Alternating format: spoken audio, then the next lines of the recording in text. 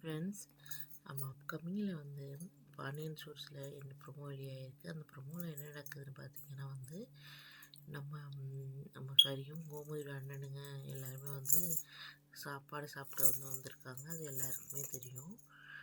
எல்லாருமே வந்து சாப்பிட்டுட்டு வந்து குரூப் ஃபோட்டோலாம் எடுக்கிறாங்க. நம்ம இன்னும் எபிசோடில் நடக்குது. அப்கமிங் ப்ரோமோவில் என்ன நடக்குதுன்னு பார்த்தீங்கன்னா வந்து இதை நினச்சி வந்து கோமதி ஆனந்த கண்ணியே வந்து அடிச்சிடுறாங்க. நல்லபடியாக வந்து எல்லோரும் சாப்பிட்டுட்டு வந்து வீட்டுக்கு போகிறாங்க. ரொம்ப ராஜி எல்லாருமே வீட்டில் உள்ளவங்க எல்லாருமே சந்தோஷமாக இருக்காங்க. இவங்க வந்ததை நினச்சி ரொம்ப சந்தோஷமாக இருக்காங்க. இன்னொரு பக்கம் பார்த்திங்கன்னா வந்து நம்ம சரவணன் மட்டும் சோகமாக இருக்கார்.